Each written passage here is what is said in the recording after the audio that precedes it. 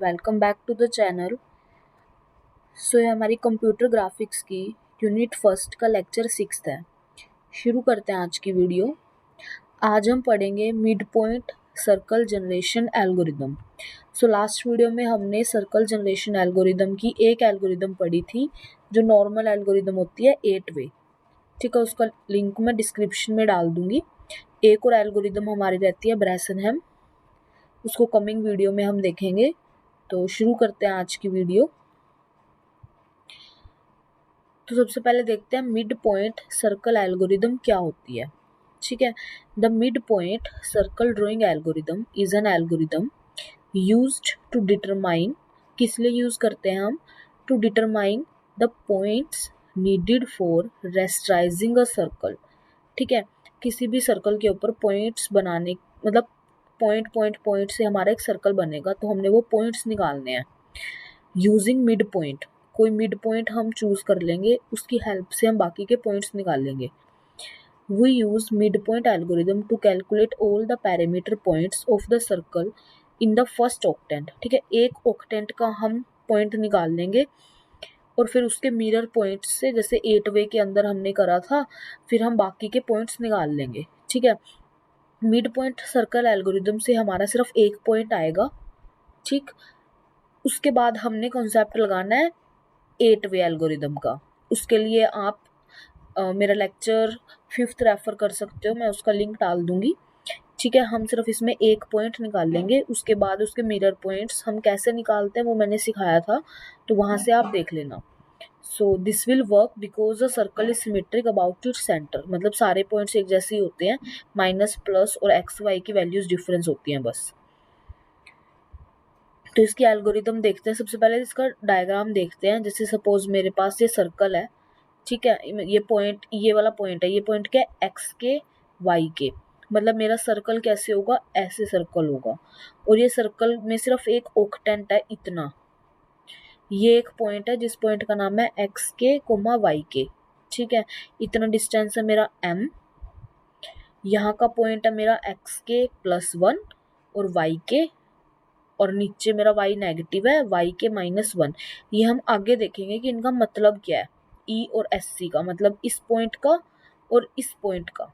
ठीक है, एल्गोरिदम के अंदर ये चीज यूज हो रही है, वहां पे समझाएगा आपको क्या है ये। तो हमारे सर्कल की जनरल इक्वेशन क्या होती है, x² + y² = r²।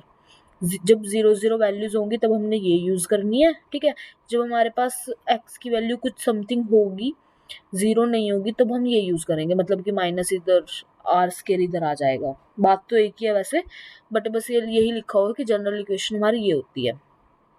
अगर हमारी वैल्यू 0 है तो वो पॉइंट कहाँ लाई करेगा, सर्कल पे। ये जस्ट जनरल नॉलेज के लिए है चीज। ठीक है, अगर 0 है तो पॉइंट लाई करेगा सर्कल पे। अगर <<0 है तो मेरा पॉइंट लाई करेगा सर्कल के अंदर, है ना। <<0 है तो लाई करेगा आउटसाइड द सर्कल, इस केस के अंदर। ठीक है, इसके बाद हम इसकी एल्गोरिदम देखते हैं जो इम्पोर्टेंट है। If r is the radius of the circle to be drawn, अगर r मेरी रेडियस है and origin is its centre, और वो सर्कल जो है ओरिजिन से शुरू हो रहा है, मतलब 0 से, then to plot first octant of the circle. हमने अभी बोला था कि मिड पॉइंट सिर्फ एक ही पॉइंट निकालता है ऑक्टेंट का, तो वही हम निकाल रहे हैं। तो वो निकालने के लिए हम क्या करेंगे, step 1, plot the initial point. सबसे पहले इनिशियल पॉइंट प्लॉट कर लो, xi, yi सच दैट हमेशा xi 0 होगा और yi r होगा। हमारे पास क्वेश्चन में गिवन होगा सिर्फ रेडियस, उसकी हेल्प से हमने पॉइंट निकालना है। तो जितनी भी रेडियस गिवन होगी 0, रेडियस, वो मेरा पहला पॉइंट हो जाएगा।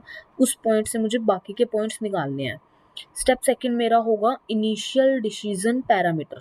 जैसे हमने लाइन जनरेशन एल्गोरिदम के अंदर पी नोट लिया था, है ना, तो यहाँ पे पी आई होता है, जिसका फॉर्मूला होता है पहला पॉइंट निकालने का 1 - r, या फिर 5/4 - r।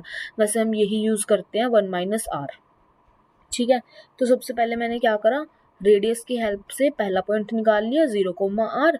उसके बाद मैंने इनिशियल पैरामीटर निकाल लिया 1 - r। उसके बाद अगर पी आई कि वैल्यू ग्रेटर देन 0 है तब क्या होगा, लेस देन 0 है तब क्या होगा, उसकी हेल्प से हमारे पॉइंट्स प्लॉट होंगे। ठीक है, अगर मेरा पॉइंट जो भी पिछले इससे निकला है, जो भी ये यहाँ से निकला है मेरा आंसर, अगर वो लेस देन 0 है तब स्टेप थर्ड फॉलो करना है, अगर ग्रेटर देन और इक्वल टू 0 है तब स्टेप फोर्थ फॉलो करना है। ठीक, लाइन जनरेशन एल्गोरिदम और सर्कल जनरेशन एल्गोरिदम में यही कंफ्यूजन होती है कि भाई किस में क्या करना है। बस मेन इसका थर्ड और फोर्थ स्टेप होता है कि जब ग्रेटर देन 0 होगा तब क्या होगा, लेस देन 0 होगा तब क्या होगा। जब लेस देन 0 होगा तब मेरी जो नेक्स्ट वैल्यू होगी x की, ठीक है, ये तो मेरी x की फर्स्ट वैल्यू थी xi, उसकी नेक्स्ट वैल्यू क्या होगी, प्रीवियस वैल्यू में +1 और y की वैल्यू एज इट इज, और ये फॉर्मूला लगाना है। ठीक है, मतलब नेक्स्ट p की वैल्यू निकालने के लिए यहाँ से फिर हमें पता लगेगा कि भाई मेरा जो p है वो लेस देन 0 है या ग्रेटर देन 0 है। सपोज वो ग्रेटर देन और इक्वल टू 0 है तब मेरी x की वैल्यू में +1 हो जाएगा, y की वैल्यू में -1 हो जाएगा, और ये फॉर्मूला लगेगा। अभी ये आपको समझ नहीं आ रहा होगा, हम न्यूमेरिकल की हेल्प से देखेंगे। ठीक है, इसमें हमने फिर ये कब तक करना है, थर्ड और fourth step repeat until x becomes greater than और equal to y। ठीक है, जब मेरी x की वैल्यू या तो बड़ी हो जाए y से या फिर y के इक्वल हो जाए, तब तक हमने ये स्टेप फॉलो करते रहना है। To plot the complete circle, यहाँ से हमें सिर्फ एक ऑक्टेंट मिलेगा बहुत सारे पॉइंट्स से। ठीक है, एक ऑक्टेंट मिल गया, उसके बाद बाकी के ऑक्टेंट्स के लिए हमने क्या लगाना है, 8 वे एल्गोरिदम लगानी है। ठीक है, जो लास्ट वीडियो थी हमारी, उसकी हेल्प से हम बाकी के पॉइंट्स निकाल के पूरा सर्कल प्लॉट कर देंगे। अगर एग्जाम में यही पूछा गया है कि just find the first octant, तो बस आपको यही स्टेप फॉलो करना है। ठीक है, उसके बाद हम न्यूमेरिकल देखते हैं। तो क्वेश्चन क्या है हमारे पास, plot the first octant of a circle centered at origin having radius 10 units. मेरे को फर्स्ट ऑक्टेंट निकालना है, ठीक है, सर्कल का, जिसका ओरिजिन मतलब जिसका सेंटर का है ओरिजिन पर और रेडियस है 10। सबसे पहले मैं क्या मेरा सबसे पहला स्टेप क्या होता है, मुझे प्लॉट करना होता है फर्स्ट पॉइंट। तो हमेशा फर्स्ट ये क्या होता है 0 और ये क्या होता है रेडियस। तो मेरा पहला पॉइंट आ गया 0,10। उसके बाद मुझे इनिशियल पैरामीटर निकालना होता है जिसका फॉर्मूला होता है P0 इक्वल टू 1 - R। तो मेरा यहाँ से P0 आ गया -10, P0 आ गया 9 -9। ठीक है, यहाँ पे माइनस आएगा -9। ठीक है, उसके बाद ये कहाँ पर लाई करता है, अब देखो -9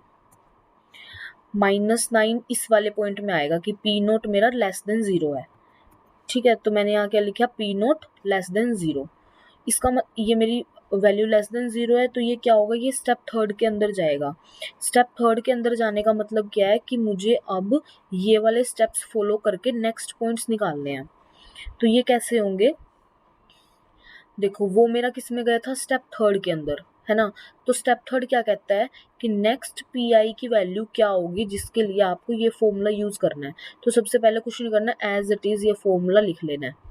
ठीक है, Pi+1 क्या है, i तो मेरा 0 है ना, क्योंकि अभी हमने P0 की वैल्यू निकाल ली है। तो मैंने अब किसकी वैल्यू निकालनी है, P1 की।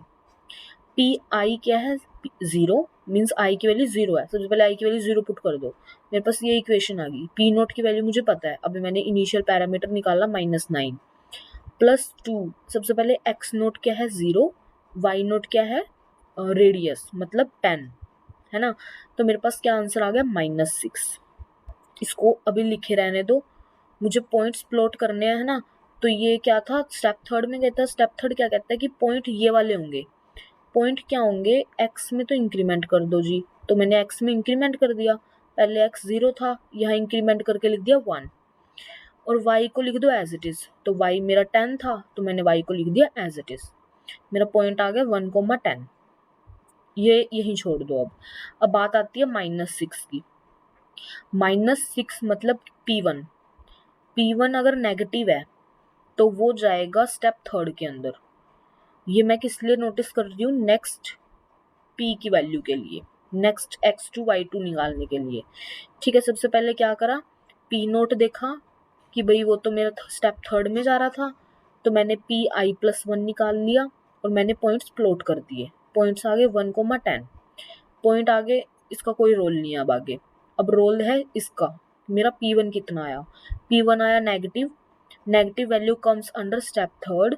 सो स्टेप थर्ड क्या कहता है कि भाई P I plus 2xi plus 3 से नेक्स्ट पॉइंट निकलेगा।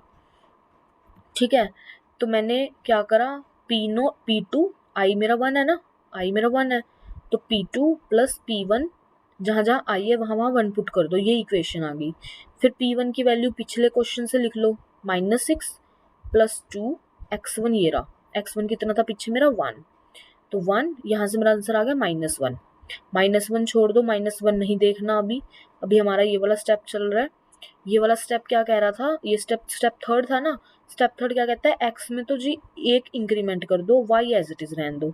तो मैंने क्या करा, x1 था तो x में इंक्रीमेंट कर दिया, y मेरा एज इट इज है। ये पॉइंट यहीं छोड़ दो। अब बात आती है -1 की नेक्स्ट स्टेप के लिए, तो minus value comes under step third again. ठीक है, तो स्टेप थर्ड क्या कहता है कि भाई मेरी ये इक्वेशन बनी जिसके अंदर P2 और x2 की वैल्यू पुट करी, ये मेरा +6 आ गया, इसको एज इट इज रहने दो, हमें नहीं मतलब अभी तक इसके हो।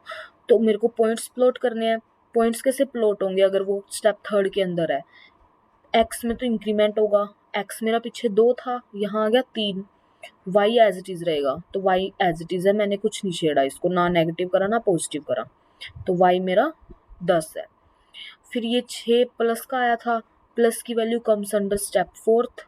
स्टेप फोर्थ क्या कहता है कि पी आई मतलब पिछला I, P3 plus 2 twice of X I minus Y I, जहां जहां क्वेश्चन में आई है वहां 3 पुट कर दो, ये इक्वेशन बन गई।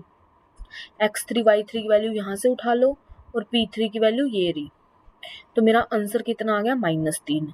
ठीक है, -3 को एज इट इज छोड़ दो, अभी तो मेरा स्टेप फोर्थ चल रहा है। स्टेप फोर्थ क्या कहता है, एक्स आई में इंक्रीमेंट कर दो, वाई आई में डिक्रीमेंट कर दो। तो मैंने क्या करा, x3 को 4 कर दिया, मतलब x को 4 कर दिया और y में डिक्रीमेंट कर दिया, मतलब 9। अब इस वैल्यू को उठाओ, ये मैंने तब तक करना है जब तक मेरा ये वाली वैल्यू, x वाली वैल्यू या तो y के इक्वल नहीं आ जाती या फिर y से बड़ी नहीं आ जाती, तब तक मैंने ये स्टेप करते रहना है। तो -3 किस में आता है, स्टेप थर्ड में।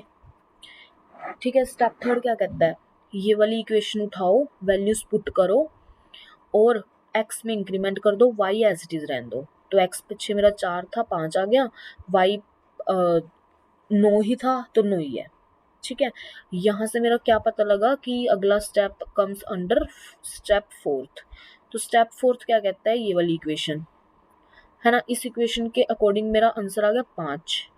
और यही वाला स्टेप कहता है कि भाई x में इंक्रीमेंट होगा, y में डिक्रीमेंट होगा।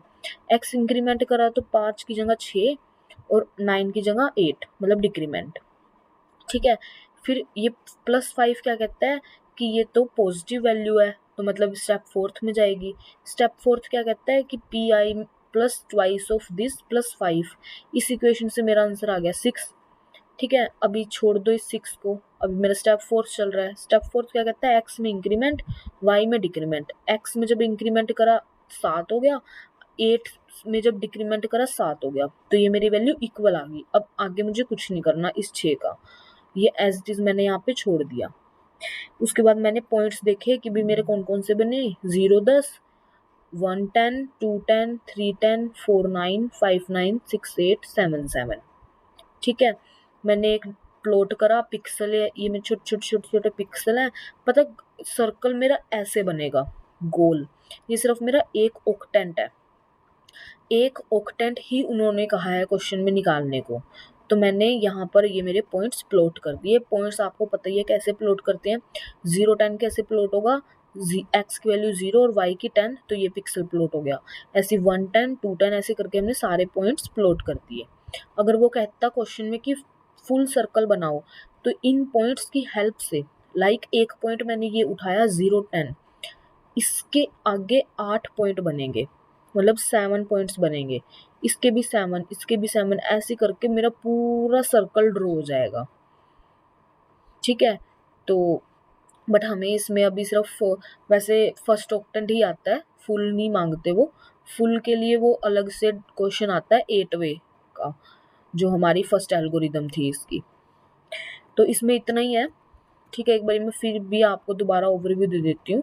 मिड पॉइंट के अंदर कुछ नहीं करना, सबसे पहले इसकी डिफाइन लिखनी है कि भाई हम पॉइंट्स को निकालते होते हैं मिड पॉइंट की हेल्प से, और एक ऑक्टेंट ही बताता है निकलता है इससे, बाकी के ऑक्टेंट मिरर इमेज से निकल जाते हैं।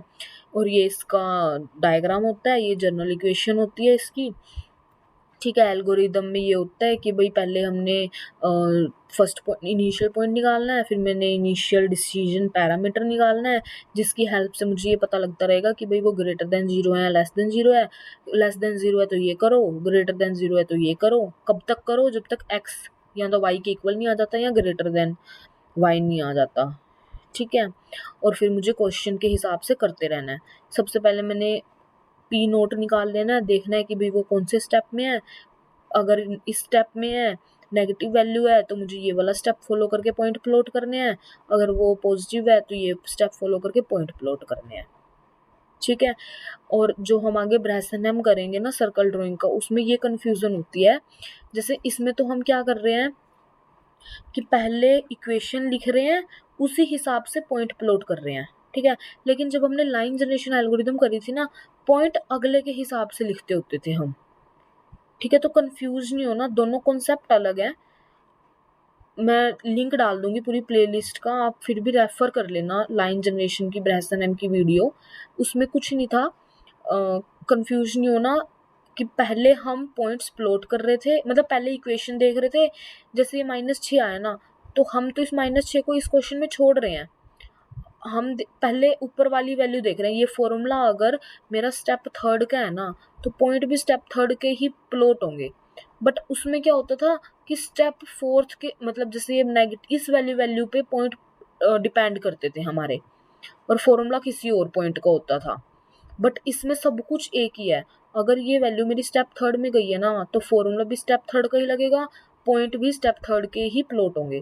और इस फॉर्मूला से जो आंसर आएगा वो देखेंगे हम इसमें है या इसमें है। अगर इसमें है तो फॉर्मूला सॉल्व करके पॉइंट प्लॉट कर दो, फॉर्मूला सॉल्व करके जो आंसर आया उस हिसाब से नेक्स्ट पॉइंट प्लॉट कर दो। बस ये है सिंपल सा लॉजिक। तो आज की वीडियो में इतना ही। होप आप सभी को वीडियो पसंद आई होगी। मिलते हैं नेक्स्ट वीडियो के साथ। Till then bye bye, take care.